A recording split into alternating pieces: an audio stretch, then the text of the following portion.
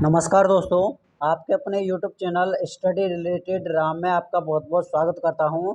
दोस्तों, आपको पता है यूडी तेरिया बीपीएससी बिहार शिक्षक 2023 की भर्ती आ चुकी है और इसी को देखते हुए हम आपके लिए प्रैक्टिस सेट नंबर 2 लेकर आए हैं, जिसमें आपके 120 क्वेश्चन होने वाले हैं।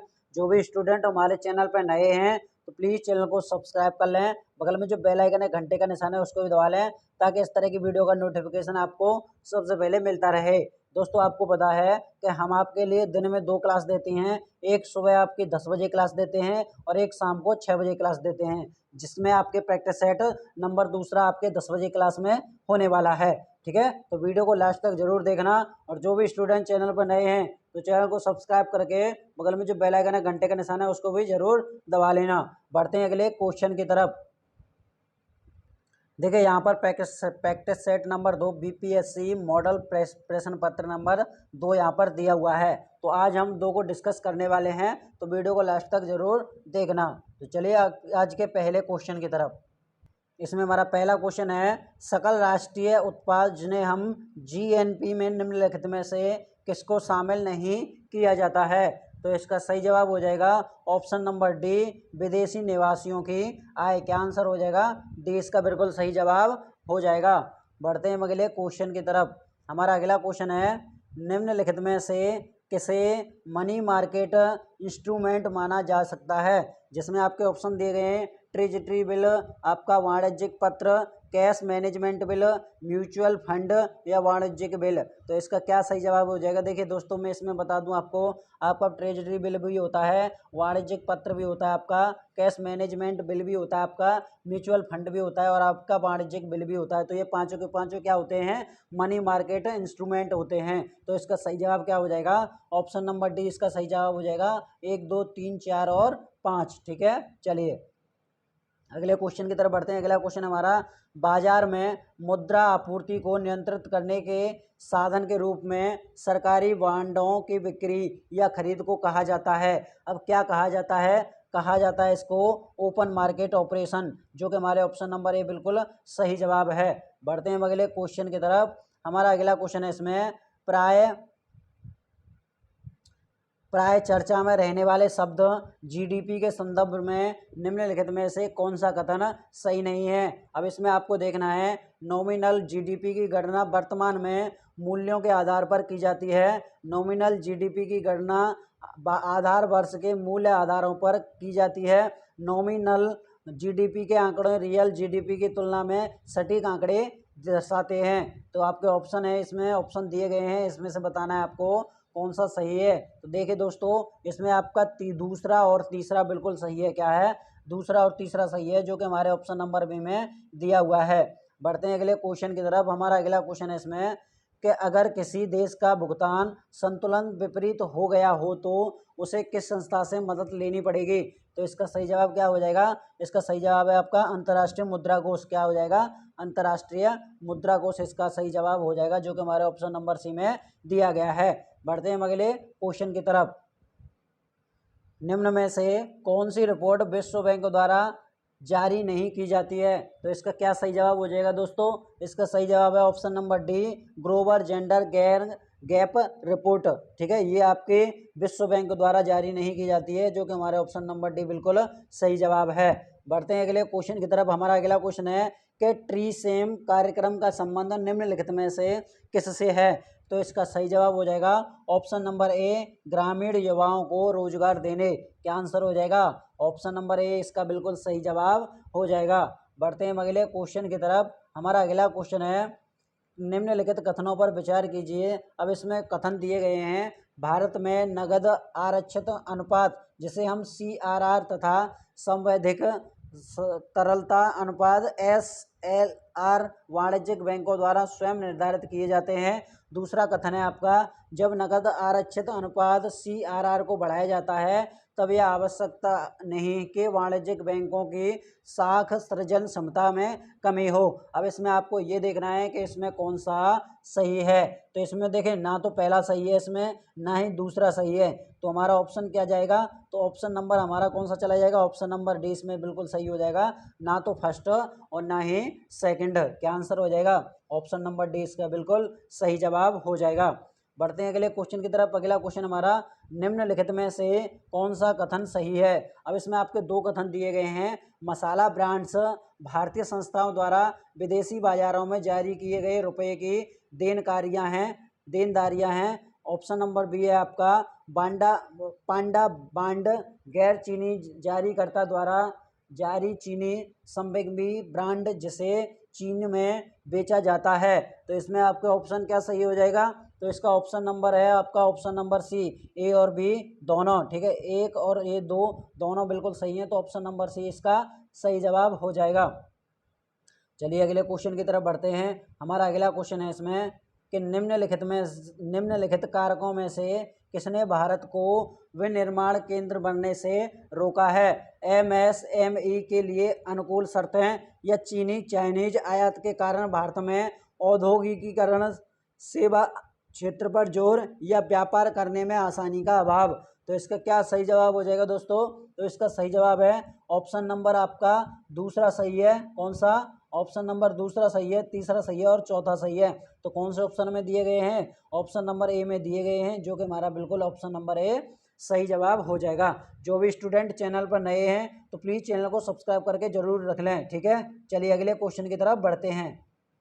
निम्न में से कौन सी बेरोजगारी तकनीक में परिवर्तन के कारण होती है। तो इसका सही जवाब हो जाएगा ऑप्शन नंबर बी, संरचनात्मक बेरोजगारी, जो कि ऑप्शन नंबर बी में दिए गए हैं। बढ़ते हैं अगले क्वेश्चन की तरफ। हमारा अगला क्वेश्चन है, मनुष्य के आहार नाल का कौन सा प्रमुख भाग नहीं है। तो इसका सही जवाब हो जाएगा ऑप्शन नंबर सी, कौन सा हो जाएगा, यकृत नहीं है। बढ़ते हैं अगले क्वेश्चन की तरफ। अगला क्वेश्चन हमारा, मेटाबॉलिक दर नियंत्रित किया जाता है।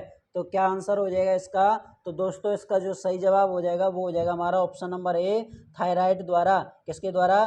थायराइड द्वारा। बढ़ते हैं अगले क्वेश्चन की तरफ। अगला क्वेश्चन है हमारा कि सिक्रेटिन हार्मोन स्रावित होता है।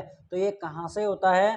तो ये होता है दोस्तों कहाँ से। तो ये होता है आपका गृहिणी द्वारा। किसके द्वारा होता है, गृहिणी द्वारा, जो कि हमारा ऑप्शन नंबर बी बिल्कुल सही जवाब है। बढ़ते हैं अगले क्वेश्चन की तरफ। मानव मस्तिष्क में स्मरण क्षमता कहाँ होती है।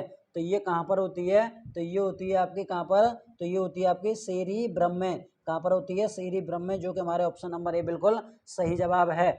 बढ़ते हैं अगले क्वेश्चन की तरफ। हमारा अगला क्वेश्चन है इसमें, निम्नलिखित में से कौन एक यूकैरियोटिक जीव का उदाहरण नहीं है। तो इसका सही जवाब हो जाएगा ऑप्शन नंबर डी, जीवाणु। क्या हो जाएगा, ऑप्शन नंबर डी, जीवाणु। चलिए अगले क्वेश्चन की तरफ बढ़ते हैं। हमारा अगला क्वेश्चन है, शरीर की संवहन प्रणाली है, अब ये कौन सी है। तो ये हो जाएगी आपकी कौन सी, तंत्रिका और अंतस्रावी तंत्र। क्या आंसर हो जाएगा, ऑप्शन नंबर डी इसका बिल्कुल सही जवाब हो जाएगा। अगला क्वेश्चन हमारा दोस्तों, निम्नलिखित में से किन पदार्थों के कारण जल में अस्थायी कठोरता होती है। अब इसमें MgHCO3 है, CaHCO3 CCl2 या फिर आपका MgSO4। तो इसमें आपको बताना है इसका सही जवाब क्या हो जाएगा। तो इसका सही जवाब दोस्तों, एक तो आपका पहला नंबर होता है उसके कारण आपकी स्थायी कठोरता होती है, और दूसरा नंबर ये दो। तो एक और दो कौन से में दिया गया है, ऑप्शन नंबर डी में दिया गया है, जो कि हमारा बिल्कुल सही जवाब हो जाएगा। चलिए तो हम अगले क्वेश्चन की तरफ बढ़ते हैं। हमारा अगला क्वेश्चन है इसमें, अब आपकी इस जगह पर सूची दी गई है, रासायनिक गुणों से कीजिए जिसे नीचे दिए गए विकल्पों में से सही चुनना है। अब आपको किस तरह से करना है। तो देखिए वाटर गैस है आपकी, वो किससे संबंधित है। तो वाटर गैस आपकी कार्बन मोनोहाइड्रोजन से संबंधित है। तो कौन सा हो जाएगा, पहले का 4 हो जाएगा। यहीं पर बात करें हम नेचुरल गैस की, तो नेचुरल गैस आपका मीथेन ईंधन होता है। क्या होता है, मीथेन ईंधन होता है। तो ये हो जाएगा आपका 3 नंबर से संबंधित हो जाएगा। CNG की बात करेंगे हम, किसकी, CNG की। तो CNG आपकी क्या होती है, मीथेन होती है। क्या होती है, मीथेन होती है। तो ये आपका किससे संबंधित हुआ, ये आपका पहले से संबंधित हो गया। LPG बची है, तो LPG में क्या क्या होता है, ब्यूटेन और प्रोपेन होता है। तो इसका सही जवाब क्या हो जाएगा, ये किससे हो जाएगा। तो ये आपका नंबर 2 से हो जाएगा, ठीक है। तो मैंने आपको सभी को यहाँ पर मिला दिया है, ठीक है। चलिए अगले क्वेश्चन की तरफ बढ़ते हैं। हमारा अगला क्वेश्चन है इसमें, देखिए इसमें आपके इस जगह पर आपके ऑप्शन दिए गए थे, ठीक है। अब इसको मैंने वहाँ पर पहले ही मिला दिया था, तो इसका जैसे ऑप्शन को लगाएंगे तो आपका पहला किससे हो जाएगा, 4 से हो जाएगा, दूसरा 3 से हो जाएगा, तीसरा 1 से हो जाएगा और चौथा 2 से हो जाएगा। तो ऑप्शन नंबर क्या हो जाएगा, ऑप्शन नंबर ए बिल्कुल इसका सही जवाब हो जाएगा। चलिए अगले क्वेश्चन की तरफ बढ़ते हैं। अगला क्वेश्चन है, मानव शरीर में अधिकतम मात्रा में पाए जाने वाला तत्व कौन सा है, तो वो है तत्व आपका क्या, ऑक्सीजन पाया जाता है। क्या पाया जाता है, ऑक्सीजन पाया जाता है, जो कि हमारे ऑप्शन नंबर बिल्कुल सी बिल्कुल सही जवाब है। देखिए ऑक्सीजन आपका कितना परसेंट पाया जाता है, तो ऑक्सीजन आपका 65% पाया जाता है हमारे शरीर में। यहीं पर बात करूं मैं आपसे, कार्बन कार्बन आपका शरीर में कितना पाया जाता है, तो कार्बन हमारे शरीर में 18% पाया जाता है। कितना पाया जाता है, 18% पाया जाता है। हाइड्रोजन की बात करते हैं तो हाइड्रोजन आपका 10% पाया जाता है। कितना पाया जाता है, हाइड्रोजन 10% पाया जाता है, ठीक है। यहीं पर नाइट्रोजन की बात करेंगे तो नाइट्रोजन आपका 3% पाया जाता है। कितना, नाइट्रोजन आपका 3% पाया जाता है। कैल्शियम की बात करेंगे तो कैल्शियम आपका 1.4% पाया जाता है। कितना, 1.4% आपका कैल्शियम पाया जाता है। फास्फोरस की बात करेंगे तो फास्फोरस आपका 1.1% आपका फास्फोरस पाया जाता है। तो मैंने आपको यहाँ पर सभी को क्लियर कर दिया है, तो इसका सही जवाब क्या हो जाएगा, ऑप्शन नंबर सी इसका बिल्कुल सही जवाब हो जाएगा। चलिए तो हम अगले क्वेश्चन की तरफ बढ़ते हैं। हमारा अगला क्वेश्चन है, तरंग दैर्ध्य का ऐसा ही मात्रक क्या है, तो तरंग दैर्ध्य आपकी, तरंग दैर्ध्य किसका ऐसा ही मात्रक होता है, तो वो होता है आपका मीटर का। किसका होता है, मीटर का, जो कि हमारे ऑप्शन नंबर डी बिल्कुल सही जवाब है। चलिए हम अगले क्वेश्चन की तरफ बढ़ते हैं। हमारा अगला क्वेश्चन है कि तेज धावकों की मांसपेशियों में निम्नलिखित में से किसके संचयन से ऐंठन आ जाती है, तो इसका क्या सही जवाब हो जाएगा दोस्तों, इसका सही जवाब है ऑप्शन नंबर ए, लैक्टिक अम्ल के कारण। क्या आंसर हो जाएगा, ऑप्शन नंबर ए बिल्कुल सही जवाब हो जाएगा। बढ़ते हैं अगले क्वेश्चन की तरफ। हमारा अगला क्वेश्चन है, निम्नलिखित में से किस कोशिका अंगक से लाइसोसोम बनता है, तो इसका सही जवाब हो जाएगा ऑप्शन नंबर सी, गोल्जी काय के द्वारा। किसके द्वारा, गोल्जी काय के द्वारा, जो कि ऑप्शन नंबर सी हमारा बिल्कुल इस क्वेश्चन का सही जवाब हो जाएगा। बढ़ते हैं अगले क्वेश्चन की तरफ। हमारा अगला क्वेश्चन है, निम्न में से कौन सा रासायनिक परिवर्तन का उदाहरण नहीं है, तो इसका सही जवाब हो जाएगा क्या, ऑप्शन नंबर सी, जल का वाष्प में परिवर्तन। क्या हो जाएगा, जल का जल वाष्प में परिवर्तन। क्या आंसर है, ऑप्शन नंबर सी है। देखिए दूध का दही बनना, ये आपका दूध से दही बन जाती है, लेकिन दही से दूध बनता है, नहीं बनता है, तो ये आपका क्या है, ये आपका रासायनिक परिवर्तन है। शरीर में भोजन का पाचन, शरीर में भोजन का पाचन होता रहता है, और ये भी आपका रासायनिक परिवर्तन है। लोहे में जंग लगना, ये भी आपका रासायनिक परिवर्तन है। तो कौन सा नहीं है, जल का जल वाष्प में परिवर्तन, ये आपका मतलब रासायनिक परिवर्तन का उदाहरण नहीं है। चलिए अगले क्वेश्चन की तरफ बढ़ते हैं। अगला क्वेश्चन है, यदि कोई वस्तु वृत्ताकार पथ पर घुमाई जाती है तो उस पर किया गया कार्य कैसा होगा, तो उस पर किया गया जो कार्य होगा वो आपका शून्य होगा। आपको पता है जब आपको विस्थापन ही नहीं होगा, आपका विस्थापन ही जीरो है यहाँ पर, तो आपका कार्य भी तो जीरो होगा। तो क्या आंसर हो जाएगा, ऑप्शन नंबर ए बिल्कुल सही जवाब हो जाएगा। चलिए अगले क्वेश्चन की तरफ बढ़ते हैं। हमारा अगला क्वेश्चन है, जब लघु पथ की दिशा गठित होती है तो परिपथ में धारा कैसी होगी, तो परिपथ में आपकी धारा कैसी होगी, पर्याप्त रूप से बढ़ती है, जो कि ऑप्शन नंबर सी हमारा बिल्कुल यहाँ पर सही जवाब हो जाएगा। चलिए अगले क्वेश्चन की तरफ बढ़ते हैं। हमारा अगला क्वेश्चन है, प्रतिध्वनि सुनने के लिए स्रातो एवं परावर्तक सतह के बीच न्यूनतम दूरी होनी चाहिए। अब कितनी होनी चाहिए, तो वो है आपकी 17 मीटर की दूरी होनी चाहिए।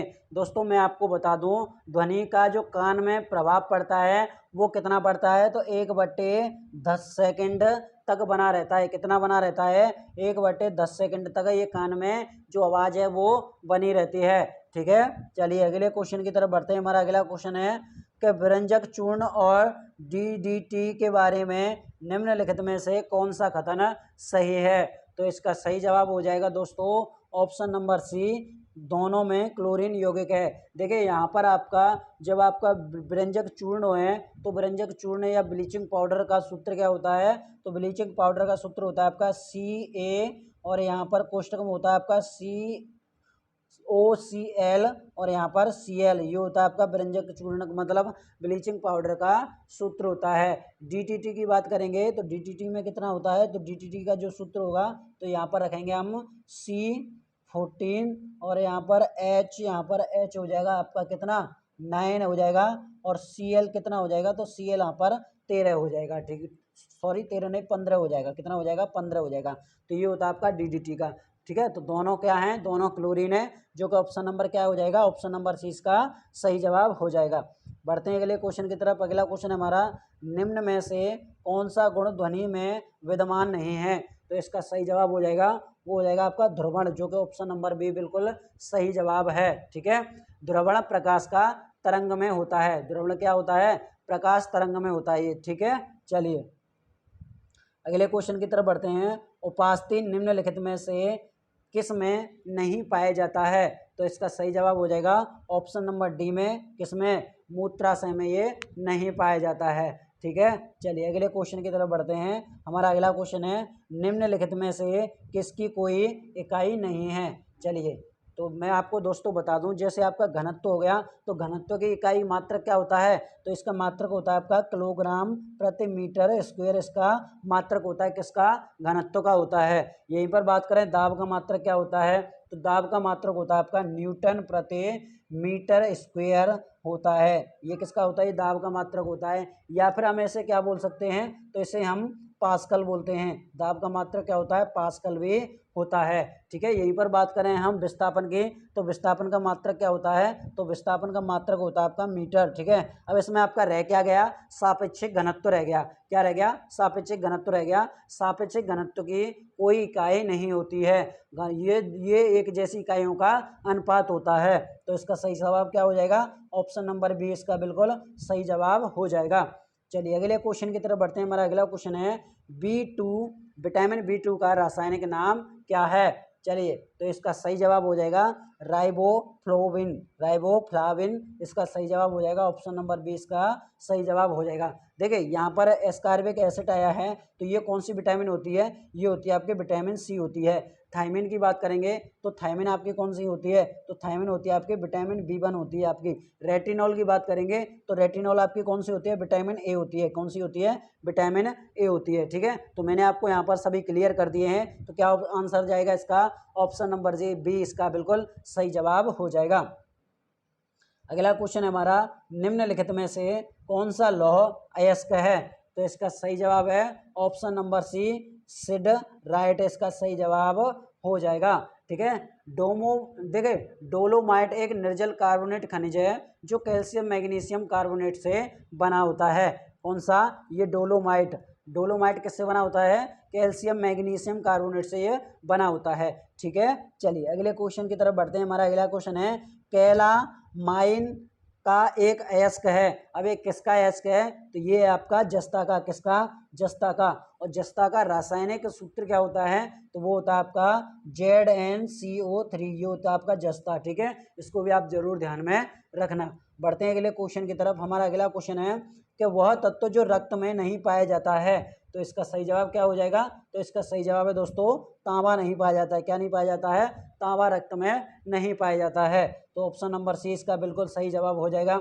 बढ़ते हैं अगले क्वेश्चन की तरफ। अगला क्वेश्चन हमारा, पौधे के किस हिस्से में हल्दी प्राप्त की जाती है, जो आमतौर पर रंग और एंटीसेप्टिक के रूप में प्रयोग की जाती है, तो इसका सही जवाब क्या हो जाएगा, ऑप्शन नंबर डी तने से प्राप्त की जाती है, क्या, हल्दी। तो क्या आंसर हो जाएगा, डी इसका बिल्कुल सही जवाब हो जाएगा। चलिए तो अगले क्वेश्चन की तरफ चलते हैं। अगला क्वेश्चन है हमारा, संविधान के अनुसार नई अखिल भारतीय सेवा की शुरुआत की जा सकती है। अब ये किसके द्वारा की जा सकती है, तो ये की जा सकती है आपकी राज्यसभा द्वारा, किसके द्वारा, राज्यसभा द्वारा। देखिए अनुच्छेद 312 संसद को किसी भी नई अखिल भारतीय सेवा का सृजन करने का अधिकार देता है। कौन सा अनुच्छेद, अनुच्छेद 312 देता है, क्या, जो आपके नए अखिल भारतीय सेवा में सृजन करने का अधिकार देता है ये, ठीक है, 312। बढ़ते हैं हम अगले क्वेश्चन की तरफ। हमारा अगला क्वेश्चन है कि किस विवाद में सर्वोच्च न्यायालय ने स्पष्ट किया कि मूल अधिकार एवं नीति निर्देशक तत्व एक दूसरे के पूरक हैं, तो इसका सही जवाब हो जाएगा option number C Minerva Mills वाद। मिनर्वा मिल्स वाद ये कब हुआ था, तो ये हुआ था आपका 1980 ईस्वी में। कब, 1980 ईस्वी में सर्वोच्च न्यायालय ने स्पष्ट किया था कि मूल अधिकार एवं नीति निर्देशक तत्व एक दूसरे के पूरक हैं। चलिए अगले क्वेश्चन की तरफ बढ़ते हैं। अगला क्वेश्चन हमारा, देश में सबसे पहले किस राज्य के चुनावों ईवीएम का प्रयोग किया गया था? तो इसका सही जवाब क्या हो जाएगा? ऑप्शन नंबर बी, केरल में। अब केरल में कौन से सन में किया गया था? तो मैं आपको बता दूं दोस्तों, सबसे पहले 1982 ईस्वी में किया गया था। कब? 1982 ईस्वी में ये किया गया था विधानसभा के चुनावों में। बढ़ते हैं अगले क्वेश्चन की तरफ। अगला क्वेश्चन है हमारा कि राष्ट्रीय आपात के उद्घोषणा के समय संसद में निम्न में से किस अनुच्छेद के तहत राज्य सूची के विषय का कानून बना सकती है? तो इसका सही जवाब क्या हो जाएगा? इसका सही जवाब दोस्तों ऑप्शन नंबर बी, इसका बिल्कुल सही जवाब हो जाएगा। अनुच्छेद 250 इसका सही जवाब है। चलिए अगले क्वेश्चन की तरफ बढ़ते हैं। अगला क्वेश्चन हमारा, निम्नलिखित में से कौन अंतरिम सरकार जो कि आपका 1946 में शामिल नहीं था? तो इसका सही जवाब हो जाएगा उपरोक्त में से कोई नहीं, ये आपके सभी इसमें शामिल थे। ठीक है, तो इसमें मैं आपको बता दूं, डॉक्टर श्यामा प्रसाद मुखर्जी हैं और डॉक्टर अंबेडकर अंतरिम सरकार में शामिल सदस्य नहीं थे। कौन से? डॉक्टर अंबेडकर और आपका श्यामा मुखर्जी, ये दोनों स्वतंत्र भारत के पहले मंत्रिमंडल में शामिल थे। ठीक है, चलिए तो इसका क्या आंसर हो जाएगा? बी और डी इसका बिल्कुल सही जवाब हो जाएगा। ठीक है, चलिए अगले क्वेश्चन की तरफ बढ़ते हैं। भारतीय संविधान में निम्न में से किन दो पदों का नहीं है उल्लेख? तो चलिए आपको बताना है इसमें। तो इसका सही जवाब हो जाएगा, तो अनुच्छेद की बात करें, आपका अनुच्छेद इसमें कौन सा आता है? तो भारतीय संविधान के अनुच्छेद 352। क्या है? 352। तो 352 में कैबिनेट पद शब्द का उल्लेख किया गया है। लाभ के पद का उल्लेख भारतीय संविधान के अनुच्छेद 102 में किया गया है। तो इसका सही जवाब क्या हो जाएगा? लाभ का पद और कैबिनेट। लाभ का पद और कैबिनेट इसका सही जवाब हो जाएगा। ए और बी इसका बिल्कुल सही जवाब है। ठीक है, चलिए अगले क्वेश्चन की तरफ बढ़ते हैं। अगला क्वेश्चन है हमारा इसमें, निम्नलिखित में से कौन भारतीय संविधान के समवर्ती सूची में नहीं है? तो इसका क्या सही जवाब हो जाएगा? तो इसका सही जवाब हो जाएगा दोस्तों ऑप्शन नंबर डी, सार्वजनिक व्यवस्था। सार्वजनिक व्यवस्था, देखिए 42वें संविधान संशोधन हुआ था। कौन सा? 42वां संविधान संशोधन हुआ था। और ये कब हुआ था? तो ये हुआ था आपका 1976 में। कब हुआ था? 1976 के तहत 5 विषयों को राज्य सूची में, समवर्ती सूची में शामिल किया गया था। अब ये कौन कौन से 5 विषय थे? शिक्षा, वन, नाप तौल, वन्य जीवों एवं पक्षियों का संरक्षण और 5वां आपका न्याय का प्रशासन। तो ये आपके 5 विषय इसमें शामिल किए गए थे। और वर्तमान में समवर्ती सूची में 52 विषय हैं। कितने हैं? 52 विषय हैं। इनको भी आप जरूर ध्यान में रखना। और मूलतः आपके 47 हैं। ठीक है, चलिए अगले क्वेश्चन की तरफ चलते हैं। हमारा अगला क्वेश्चन है, केंद्र राज्य वित्तीय संबंध का उपबंध संविधान के किस भाग में किया गया है? तो ये आपका भाग नंबर किस में? 12 में किया गया है। अब भाग नंबर 12 कहाँ से कहाँ तक है? तो आपका आर्टिकल की बात करें तो आपका 268 से लेकर किससे? 268 से लेकर आपका और 293 तक आपका आर्टिकल दिया गया है। और ये कौन सा भाग है? भाग नंबर 12 ये इसमें दिया गया है।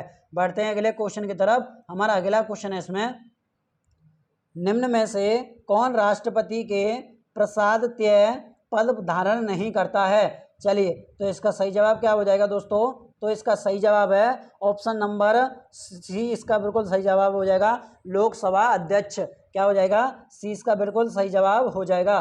बढ़ते हैं अगले क्वेश्चन की तरफ। हमारा अगला क्वेश्चन है, निम्नलिखित में से किसकी सिफारिश पर केंद्र द्वारा राज्यों को वैधानिक अनुदान दिए जाते हैं? तो इसका सही जवाब है ऑप्शन नंबर सी, वित्तीय आयोग के द्वारा। किसके द्वारा?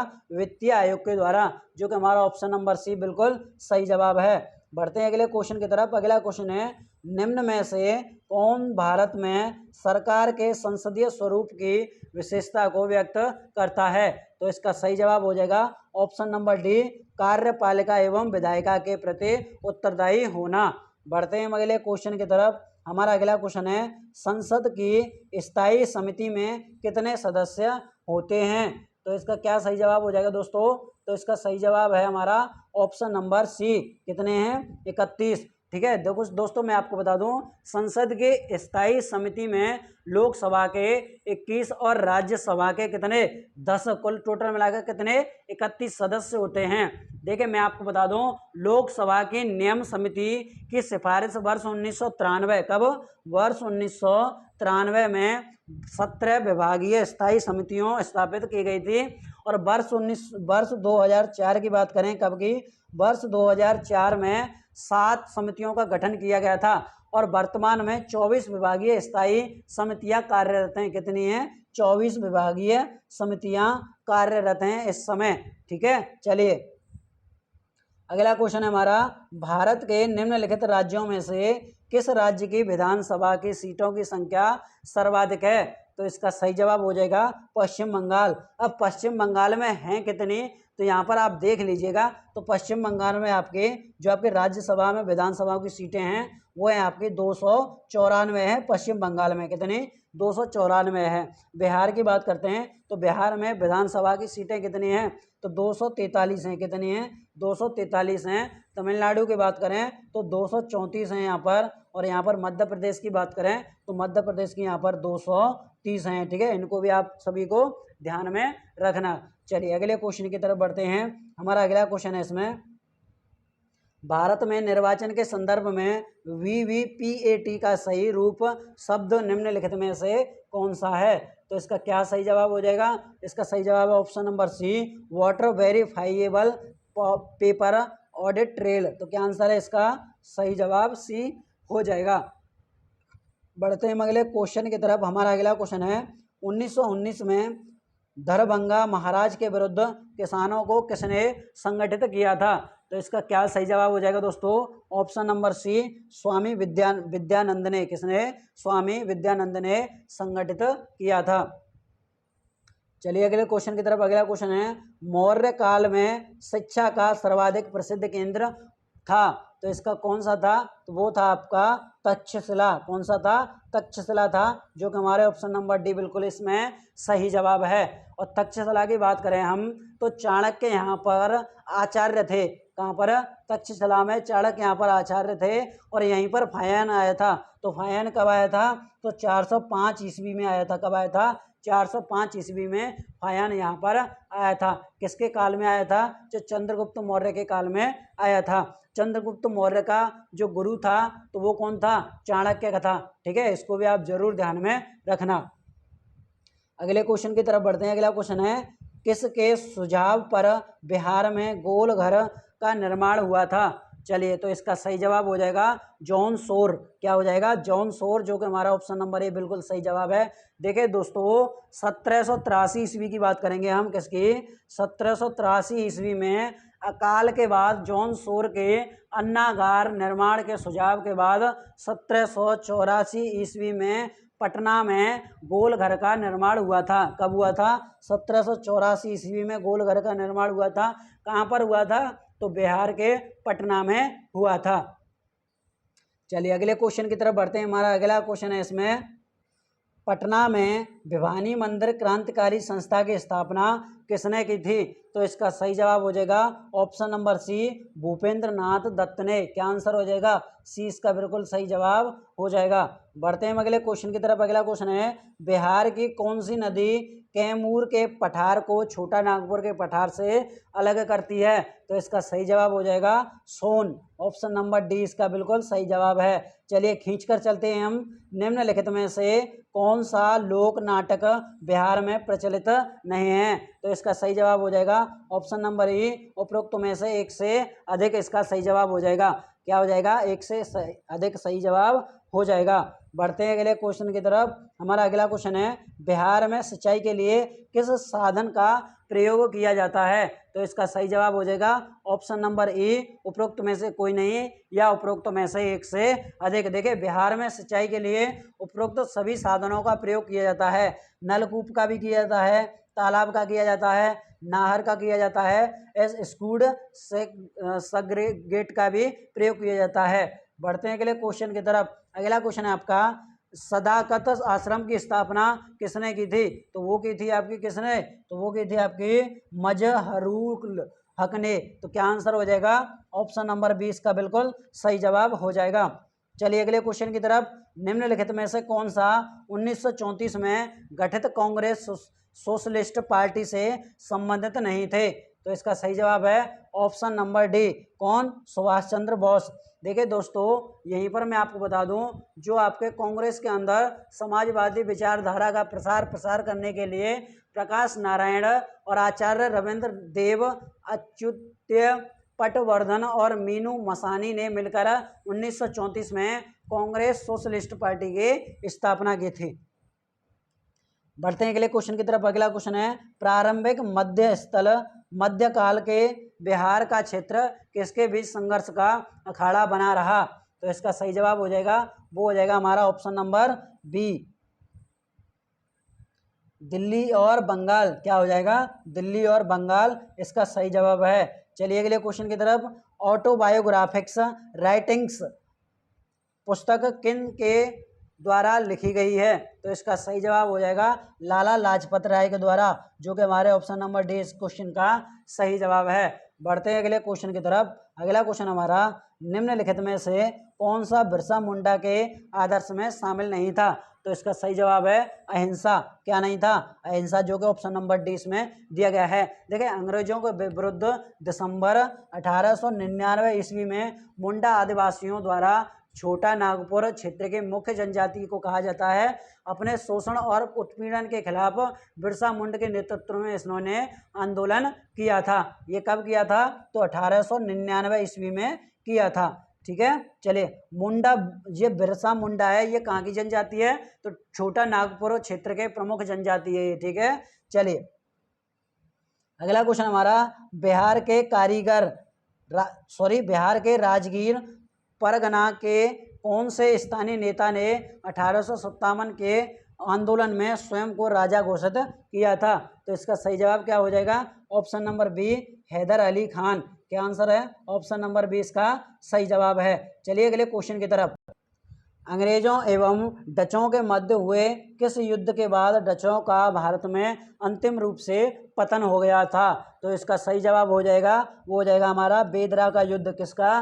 बेदरा का युद्ध। ठीक है, अब आपको बता दूं, 1795 ईस्वी में अंग्रेजों ने डचों को अंतिम रूप से भारत से निष्कासित कर दिया था। तो ये कब हुआ था? तो ये हुआ था आपका 1795 ईस्वी में बेदरा का युद्ध हुआ था। ठीक है, चलिए अगले क्वेश्चन की तरफ बढ़ते हैं। अगला क्वेश्चन है, पुर्तगालियों ने अपनी दूसरी फैक्ट्री कहाँ बनाई? तो इन्होंने बनाई थी आपकी कन्नूर में। कहाँ पर? कन्नूर में, जो कि ऑप्शन नंबर सी इसका सही जवाब हो जाएगा। देखिए, पुर्तगालियों ने 1503 ईस्वी में कोचीन के पास अपनी पहली फैक्ट्री स्थापित की थी। कोचीन के पास पहली स्थापित कब की थी? तो 1503 ईस्वी में। और दूसरी की बात करें तो दूसरी आपकी 1505 ईस्वी में स्थापित की थी। इन दोनों को भी आप जरूर ध्यान में रखना। अगला क्वेश्चन हमारा, सूरत की संधि किन के मध्य हुई थी? तो इसका सही जवाब हो जाएगा option number C. Option number C इसका सही जवाब है, अंग्रेजों और रघुनाथ राव के द्वारा। किसके? सूरत की संधि कब हुई थी? तो सूरत की संधि आपकी 1775 ईस्वी में हुई थी। कब हुई थी? 1775 ईस्वी में हुई थी। इसको भी आप जरूर ध्यान में रखना। अगला क्वेश्चन हमारा, अंग्रेजों द्वारा भारतीय रियासतों के प्रति अपनाई गई अधीनस्थ संघ की नीति का काल है। तो ये कौन सा काल है? तो ये है आपका ऑप्शन नंबर बी, 1858 और 1935। बढ़ते हैं अगले क्वेश्चन की तरफ। हमारा अगला क्वेश्चन है, बुनकरों की हड्डियों से भारत की भूमि सफेद हो गई, उपरोक्त कथन निम्न में से किसका है? तो ये किसका है? लॉर्ड विलियम बेंटिंक का है। किसका है? लॉर्ड विलियम बेंटिंक का है, जो कि ऑप्शन नंबर सी इसका बिल्कुल सही जवाब है। चलिए अगले क्वेश्चन की तरफ। हमारा अगला क्वेश्चन है, तो महालवाड़ी भू राजस्व व्यवस्था में को निम्न में से किसने प्रारंभ किया था? तो ये किसने किया था? तो ये किया था आपका होल्ट मैकेजी ने। ठीक है, चलिए अगले क्वेश्चन की तरफ बढ़ते हैं। हमारा अगला क्वेश्चन है, 1857 के विद्रोह के दमन के बाद ब्रिटिश सरकार ने भारतीय फौज के नवगठन के लिए किस आयोग का गठन किया था? तो ये किया था आपका किसका? पील आयोग का। किसका? पील आयोग का। ठीक है, चलिए अगले क्वेश्चन की तरफ चलते हैं। अगला क्वेश्चन है, 1857 के विद्रोह के किस नेता की गिरफ्तारी उनके मित्र के विश्वासघात के कारण संभव हुई थी। तो इसका क्या सही जवाब हो जाएगा दोस्तों? तो इसका सही जवाब है option number C, Tatya Tope. क्या हो जाएगा? तात्या टोपे इसका बिल्कुल सही जवाब है। अगले क्वेश्चन की तरफ बढ़ते हैं। अगला क्वेश्चन है कि पागलपंथी विद्रोह कहाँ हुआ था? तो ये हुआ था आपका कहाँ पर? बंगाल में। तो क्या आंसर हो जाएगा? ऑप्शन नंबर ए इसका बिल्कुल सही जवाब हो जाएगा। पागलपंथी विद्रोह कब हुआ था? तो आपको बता दूं 1813 ईस्वी से लेकर और आपका 1831 ईस्वी तक आपका पागलपंथी विद्रोह हुआ था। बढ़ते हैं अगले क्वेश्चन की तरफ। हमारा अगला क्वेश्चन है इसमें, राजा राम मोहन राय ने आत्मीय सभा का गठन किस वर्ष किया था? तो इसका सही जवाब हो जाएगा 1815 ईस्वी में। कब किया था? 1815 ईस्वी में इसका गठन किया गया था। देखिए दोस्तों, मैं इसमें आपको फैक्ट भी बता दूं, इसके अतिरिक्त इन्होंने 1816 की बात करें, कब? 1816 ईस्वी में इन्होंने वेदांत सोसाइटी की स्थापना की थी और 1821 ईस्वी में कलकत्ता यूनिटेरियन कमेटी की स्थापना की थी और 1828 ईस्वी की बात करेंगे हम तो 1828 ईस्वी में ब्रह्म समाज की स्थापना की थी। ठीक है, चलिए, तो इसका सही जवाब क्या है? ऑप्शन नंबर ए इसका बिल्कुल सही जवाब है। जो भी स्टूडेंट चैनल पर नए हैं तो प्लीज़ चैनल को सब्सक्राइब करके बेल आइकन जरूर दबा लें। अगले क्वेश्चन की तरफ बढ़ते हैं। अगला क्वेश्चन है कि गुलामगिरी पुस्तक के लेखक निम्नलिखित में से कौन थे? तो इसका सही जवाब क्या हो जाएगा? तो ज्योतिबा फुले थे। कौन थे? ज्योतिबा फुले थे, जो कि ऑप्शन नंबर डी इसका बिल्कुल सही जवाब है। बढ़ते हैं अगले क्वेश्चन की तरफ। हमारा अगला क्वेश्चन है, भारत में किस गवर्नर जनरल के द्वारा सबसे पहले प्रेस सेंसरशिप लागू की गई? तो इसका सही जवाब है option number A, Lord Wellesley के द्वारा। क्या आंसर हो जाएगा? लॉर्ड वेलेजली के द्वारा। अब एक किस अधिनियम? तो 1799 अधिनियम। ठीक है, इसका भी आंसर 1799 होगा। बढ़ते हैं अगले क्वेश्चन की तरफ। इंडियन लीग की स्थापना किसके द्वारा की गई थी? तो इसका सही जवाब हो जाएगा शिशिर कुमार घोष के द्वारा। क्या आंसर है? ऑप्शन नंबर 20 का सही जवाब है। किस सन में की गई थी? तो 1875 ईस्वी में कलकत्ता में इसकी स्थापना की गई थी। चलिए, बढ़ते हैं अगले क्वेश्चन की तरफ। अगला क्वेश्चन है, यदि वर्ष में हम एक बार मेढक की तरह टर्राएं तो हमें कुछ नहीं मिलेगा। कांग्रेस की कार्यप्रणाली के संदर्भ में उक्त टिप्पणी किसने की थी? तो इसका सही जवाब हो जाएगा बाल गंगाधर तिलक ने, जो कि हमारा ऑप्शन नंबर सी इसमें बिल्कुल सही जवाब है। चलिए, तो हम अगले क्वेश्चन की तरफ चलते हैं। अगला क्वेश्चन है, पंजाब हिंदू सभा की स्थापना हुई थी। अब ये कब हुई थी? तो ये हुई थी आपकी 1909 ईस्वी में। कब हुई थी? 1909 ईस्वी में पंजाब हिंदू सभा की स्थापना की गई थी। बढ़ते हैं अगले क्वेश्चन की तरफ। हमारा अगला क्वेश्चन है इसमें कि किसने क्रिप्स प्रस्तावों को उत्तर दिन का कित चेक कहा था? तो इसका सही जवाब हो जाएगा option number A, Mahatma Gandhi. क्या हो जाएगा? महात्मा गांधी इसका बिल्कुल सही जवाब हो जाएगा। और ये कब भेजा गया था दिल्ली? तो ये आपका 23 मार्च 1942 को दिल्ली भेजा गया था। और भारत छोड़ो आंदोलन कब हुआ था? तो 1942 में भारत छोड़ो आंदोलन किया गया था। चलिए अगले क्वेश्चन की तरफ। अगला क्वेश्चन है, किसने क्रिप्स प्रस्तावों को उत्तर, ये तो मैंने आपको यहीं पर बता दिया। अगला क्वेश्चन है हमारा कि 1916 के लखनऊ अधिवेशन में कांग्रेस और मुस्लिम लीग का एक साथ आए, इस अधिवेशन की अध्यक्षता किसने की थी? तो इसकी की थी आपका ऑप्शन नंबर डी, अंबिका चरण मजूमदार ने। क्या आंसर हो जाएगा? ऑप्शन नंबर डी इसका बिल्कुल सही जवाब हो जाएगा। चलिए अगले क्वेश्चन की तरफ। अगला क्वेश्चन है, प्रायद्वीपीय भारत में पूर्व दिशा में बहने वाली नदियों का उत्तर से दक्षिण का सही क्रम क्या है? तो इसका सही क्रम है आपका दोस्तों महानदी, गोदावरी, कृष्णा, पेन्नार, कावेरी और मैगई। तो इसका आंसर हो जाएगा ऑप्शन नंबर डी इसका बिल्कुल सही जवाब हो जाएगा। ठीक है, चलिए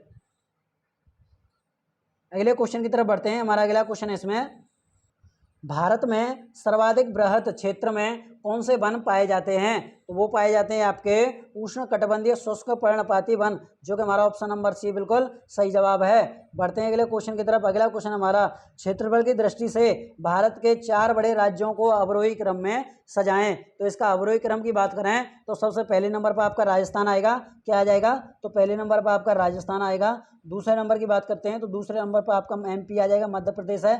तीसरे नंबर पर आपका महाराष्ट्र है, एमएच हो जाएगा। चौथे नंबर की बात करेंगे तो आपका उत्तर प्रदेश हो जाएगा। क्या हो जाएगा? उत्तर प्रदेश हो जाएगा। अब कौन से ऑप्शन में दिया गया है? तो ऑप्शन नंबर ए आपका ऑप्शन नंबर डी में दिया गया है। क्या है? ऑप्शन नंबर डी इसका बिल्कुल सही जवाब है।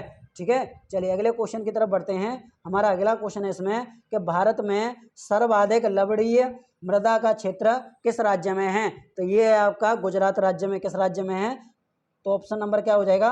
ऑप्शन नंबर 20 का बिल्कुल सही जवाब हो जाएगा। किस राज्य में है? गुजरात राज्य में है। देखिए, भारत में सर्वाधिक क्षारीय मृदा का क्षेत्र कौन सा है? तो वो है आपका उत्तर प्रदेश। क्षारीय मृदा का क्षेत्रफल की बात करेंगे तो उत्तर प्रदेश सही हो जाएगा, और लवणीय मृदा के क्षेत्रफल की बात करेंगे तो गुजरात हो जाएगा। ठीक है, चलिए अगला क्वेश्चन है हमारा, भारतीय मौसम वेधशाला में एवं संस्था कहाँ अवस्थित है? तो इसका क्या सही जवाब हो जाएगा? ऑप्शन नंबर सी, पुणे इसका बिल्कुल सही जवाब हो जाएगा। बढ़ते हैं अगले क्वेश्चन की तरफ। हमारा अगला क्वेश्चन है इसमें दोस्तों कि निम्न में कौन सा मिलान सही नहीं है? अब इसमें मिलान करना है, कौन सा सही नहीं है? तो इसका सही जवाब है ऑप्शन नंबर ई, बिल्कुल इसका सही जवाब है। इनमें से कोई भी मिलान नहीं करता है। बढ़ते हैं अगले क्वेश्चन की तरफ। अगला क्वेश्चन हमारा, भारत का सबसे पश्चिमी बिंदु गौर माता जो कि गुजरात कितने डिग्री देशांतर पर अवस्थित है? तो इसका सही जवाब हो जाएगा 68 डिग्री देशांतर पर अवस्थित है। क्या आंसर हो जाएगा? ऑप्शन नंबर सी इसका सही जवाब है। अगला क्वेश्चन हमारा, काराकोरम लद्दाख एवं जास्कर श्रेणी निम्नलिखित में से किस हिमालय के अंतर्गत आते हैं? तो वे किसके आते हैं? ट्रांस हिमालय के अंतर्गत आते हैं। किसके हिमालय के अंतर्गत? ट्रांस हिमालय के अंतर्गत आते हैं। मध्य लघु हिमालय की बात करेंगे तो इसमें कौन आता है? तो पीर पंजाल हो गया आपका, धौलाधारा हो गई, ये आपके मध्य लघु हिमालय के अंतर्गत आता है। बृहद ग्रेट हिमालय के अंतर्गत क्या आता है? एवरेस्ट की चोटी हो गई और कंचनजंगा हो गई, ये आपके किसके? बृहद ग्रेट हिमालय के अंतर्गत आता है। ट्रांस हिमालय के अंतर्गत क्या क्या होता है? काराकोरम हो गया आपका, लद्दाख हो गई, जस्कर हो गई, ये आपके ट्रांस हिमालय के अंतर्गत आती है। तो क्या आंसर हो जाएगा? ऑप्शन नंबर ए बिल्कुल सही जवाब हो जाएगा। अगला क्वेश्चन हमारा, भारत के अंडमान निकोबार में स्थित नारकोंडम ज्वालामुखी किस प्रकार की है? तो इसका क्या सही जवाब है? ऑप्शन नंबर 20 का सही जवाब है प्रस्तुत। क्या आंसर है? 20 का सही जवाब हो जाएगा। बढ़ते हैं अगले क्वेश्चन की तरफ। अगला क्वेश्चन है आपका कि मिसिसिपी डेल्टा किसका उदाहरण है? तो ये किसका है? तो ये आपका अंगुलित या पंचक डेल्टा का उदाहरण है, जो कि ऑप्शन नंबर 20 का सही जवाब है। बढ़ते हैं अगले क्वेश्चन की तरफ। हमारा अगला क्वेश्चन है, निम्न में से कौन पवन द्वारा निर्मित स्थलाकृति नहीं है? तो इसका सही जवाब हो जाएगा, वो क्या हो जाएगा आपका?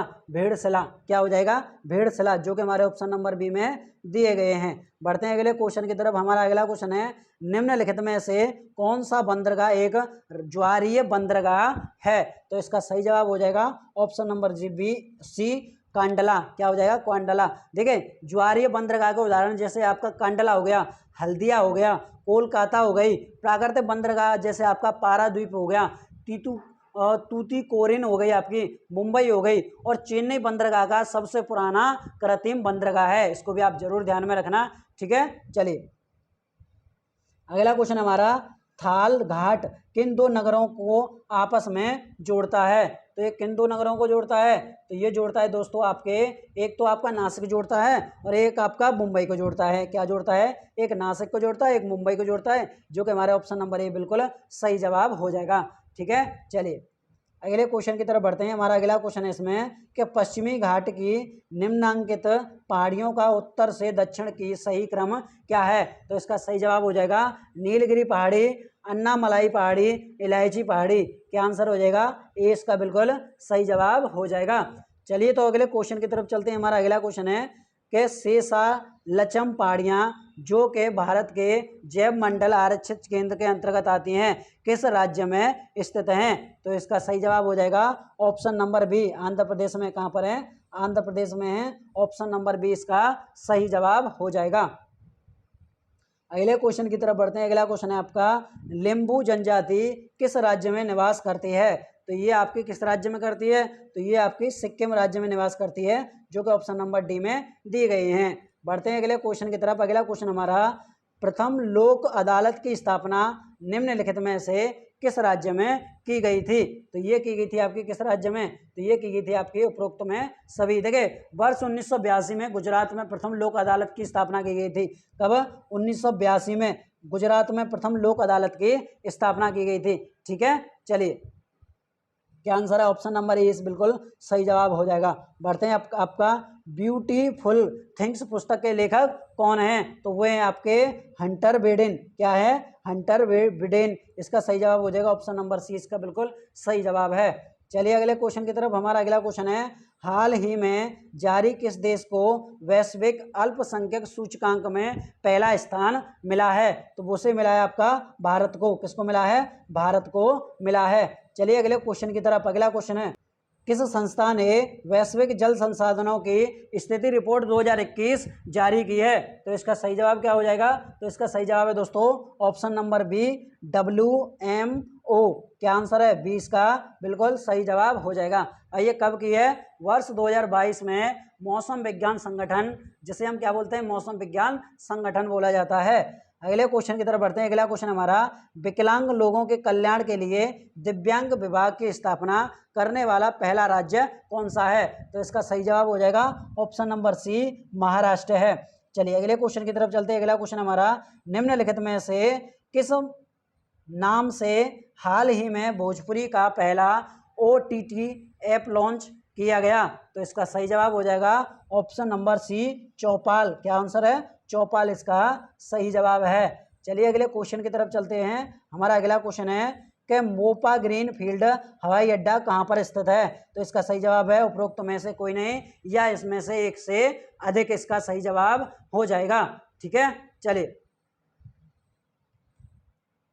अगला क्वेश्चन हमारा, कि पहला G20 फाइनेंस और सेंट्रल बैंक डिप्टी मीटिंग का बेजवान कौन सा शहर है? तो इसका सही जवाब हो जाएगा ऑप्शन नंबर बी, बेंगलुरु।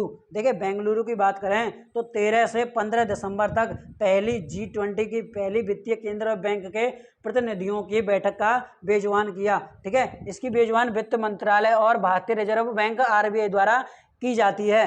ठीक है, चलिए इसी में बात करें इसके सदस्य कौन कौन से हैं? तो इसके सदस्य हैं आपका अर्जेंटीना हो गया, आपका ऑस्ट्रेलिया हो गया, ब्राजील हो गया, कनाडा हो गया, चीन हो गई, फ्रांस है, जर्मनी है, भारत है, इंडोनेशिया है, इटली है, जापान है, कोरिया है, गणराज्य मैक्सिको है, रूस है, सऊदी अरब है, सऊदी दक्षिण है, आपका अफ्रीका है, तुर्की है, यूनाइटेड है किंगडम, संयुक्त राज्य अमेरिका है और यूरोपीय संघ इसके सदस्य हैं। बढ़ते हैं अगले क्वेश्चन की तरफ। अगला क्वेश्चन हमारा, फीफा फुटबॉल विश्व कप 2022 में फीफा फेयर प्ले देश का अवार्ड निम्न में से किसे मिला है? तो इसका सही जवाब हो जाएगा ऑप्शन नंबर सी, इंग्लैंड को। किसको मिला है? इंग्लैंड को मिला है। देखिए मैं इसमें बात करूं दोस्तों, अर्जेंटीना ने फ्रांस को हराकर कतर में आयोजित FIFA federation international D football association विश्व कप 2022 जीता है। और इसमें बात करें फीफा विश्व कप 2022 के प्रमुख पुरस्कार, देखिए गोल्डन बूट की बात करें तो गोल्डन बूट किसे मिला है? तो गोल्डन बूट आपका किलियन एम्बाप्पे जो कि आपके फ्रांस के हैं, ये किसके लिए दिया जाता है? तो ये सर्वाधिक गोल के द्वारा दिया जाता है। ठीक है, चलिए इसी में बात करें गोल्डन बॉल की बात करें तो टूर्नामेंट का सर्वश्रेष्ठ प्रदर्शन है ये, तो ये दिया गया आपका लियोनेल मेसी को दिया गया है। ये कहाँ के हैं? अर्जेंटीना के हैं। युवा खिलाड़ी की बात करें तो एंजो फर्नांडिस को दिया गया है जो अर्जेंटीना के हैं। FIFA fair of player award किसे दिया गया है? तो ये आपका इंग्लैंड को दिया गया है। ठीक है, चलिए अगले क्वेश्चन की तरफ बढ़ते हैं। अगला क्वेश्चन हमारा, किस शहर को G20 शिखर सम्मेलन के तहत आयोजित होने वाले शहरी विकास अर्बन 20 इवेंट की अध्यक्षता मिली है? तो इसका सही जवाब हो जाएगा ऑप्शन नंबर ए, अहमदाबाद इसका सही जवाब हो जाएगा। अब इसमें शहरी लोग कितने थे? तो शहरी 20 लोगों वेबसाइट से सोशल मीडिया हैंडल लॉन्च किया था। ठीक है, चलिए तो ये कब किया गया था? तो ये आपका 1 दिसंबर 2023 में G20 की अध्यक्षता ग्रहण की थी। अगला क्वेश्चन हमारा, बिहार में जातीय गणना की शुरुआत कब की गई थी? तो इसका सही जवाब हो जाएगा 7 जनवरी 2023 को। ऑप्शन नंबर सी इसका बिल्कुल सही जवाब है। अगला क्वेश्चन हमारा, बिहार कृषि विश्वविद्यालय सबौर भागलपुर कहाँ नीलगाय अनुसंधान केंद्र स्थापित करेगा? तो इसका सही जवाब क्या हो जाएगा? ऑप्शन नंबर ए, वीर कुंवर सिंह कृषि विश्वविद्यालय डुमराव। अगला क्वेश्चन हमारा दोस्तों, अगले क्वेश्चन की तरफ बढ़ते हैं। जो भी स्टूडेंट चैनल पर नए हैं तो प्लीज चैनल को सब्सक्राइब कर लें। किस देश ने लिंग पहचान सुधार विधेयक पारित किया है और लिंग परिवर्तन नियमों का आसान बनाया? तो इसका सही जवाब है स्कॉटलैंड। क्या हो जाएगा? ए इसका बिल्कुल सही जवाब हो जाएगा। बढ़ते हैं अगले क्वेश्चन की तरफ। हमारा अगला क्वेश्चन है, किस बॉलीवुड अभिनेता को हाल ही में एम्पायर पत्रिका द्वारा अब तक के 50 महानतम नेताओं की सूची में शामिल किया गया है। तो इसका सही जवाब हो जाएगा option number A, Shahrukh Khan को। बढ़ते हैं अगले क्वेश्चन की तरफ। हमारा अगला क्वेश्चन है कि हाल ही में भारतीय राष्ट्रीय राजमार्ग प्राधिकरण NHAI के अध्यक्ष के रूप में किसे नियुक्त किया गया है? तो इसका सही जवाब हो जाएगा option number B, Santosh Kumar Yadav को। देखिए दोस्तों, भारत के राष्ट्रीय राजमार्ग प्राधिकरण के वरिष्ठ नौहर शाह IAS संतोष कुमार यादव को अपना अध्यक्ष नियुक्त किया गया है। और ये कौन है? ये आपके वरिष्ठ IAS भी रहे हैं। बढ़ते हैं अगले क्वेश्चन की तरफ। अगला क्वेश्चन हमारा, हाल ही में खबरों में रही 10 सूची शांति योजना क्या है? तो इसका सही जवाब क्या हो जाएगा? तो इसका सही जवाब है दोस्तों ऑप्शन नंबर ए, इसका बिल्कुल सही जवाब है रूस यूक्रेन युद्ध से संबंधित योजना। बढ़ते हैं अगले क्वेश्चन की तरफ। अगला क्वेश्चन हमारा, हाल ही में किस राज्य में महिलाओं के लिए 30% क्षैतिज आरक्षण लागू करने के लिए एक विधेयक पेश है? तो इसका सही जवाब हो जाएगा, वो हो जाएगा हमारा ऑप्शन नंबर सी, उत्तराखंड। बढ़ते हैं अगले क्वेश्चन की तरफ। अगला क्वेश्चन है हमारा, हाल ही में कौन सा संस्थान एक कैथल रैनसमवेयर हमले से 1 सप्ताह से अधिक समय तक हैक रहा है? तो इसका सही जवाब है ऑप्शन नंबर ए, एम्स। अगले क्वेश्चन की तरफ बढ़ते हैं। हमारा अगला क्वेश्चन है कि हाल ही में किस मंत्रालय ने काशी तमिल संगम का आयोजन किया? तो इसका सही जवाब हो जाएगा, वो हो जाएगा हमारा ऑप्शन नंबर 20 का बिल्कुल सही जवाब है, शिक्षा मंत्रालय। बढ़ते हैं अगले क्वेश्चन की तरफ। हमारा अगला क्वेश्चन है, भारत ने किस देश के साथ आर्थिक सहयोग और व्यापार समझौते पर हस्ताक्षर किए? तो इसका सही जवाब हो जाएगा ऑप्शन नंबर डी, ऑस्ट्रेलिया। चलिए अगले क्वेश्चन की तरफ चलते हैं। हमारा अगला क्वेश्चन है, हाल ही में किस मंत्रालय ने पोषक तत्व आधारित सब्सिडी योजना की घोषणा की है? तो इसका क्या सही जवाब है? तो इसका सही जवाब है दोस्तों ऑप्शन नंबर 20 का सही जवाब हो जाएगा, रासायनिक और उर्वरक मंत्रालय। बढ़ते हैं अगले क्वेश्चन की तरफ। हमारा अगला क्वेश्चन है कि न्यायमूर्ति DY चंद्रचूड़ ने भारत के मुख्य न्यायाधीश के रूप में पदभार ग्रहण किया है? तो इसका सही जवाब है ऑप्शन नंबर बी, 50वें के रूप में। बढ़ते हैं अगले क्वेश्चन की तरफ। हमारा अगला क्वेश्चन है, किस देश ने हाल ही में दूसरी बिम्स्टेक कृषि मंत्रालय की बैठक मेजबानी की है? तो इसका सही जवाब है ऑप्शन नंबर बी, भारत। किसने की है? भारत ने की है। नेक्स्ट क्वेश्चन और लास्ट क्वेश्चन हमारा कि भारत के पहले निजी तौर पर विकसित रॉकेट का नाम क्या है? तो इसका सही जवाब हो जाएगा, वो हो जाएगा दोस्तों हमारा क्या? तो ऑप्शन नंबर सी, इसका सही जवाब विक्रम एम्स, इसका सही जवाब हो जाएगा। तो यहाँ पर हमारे 20 क्वेश्चन समाप्त हो गए हैं।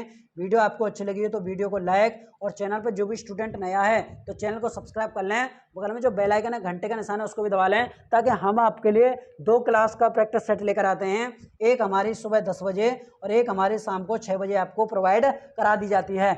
मिलते हैं नेक्स्ट वीडियो में, तब तक के लिए जय हिंद, जय भारत।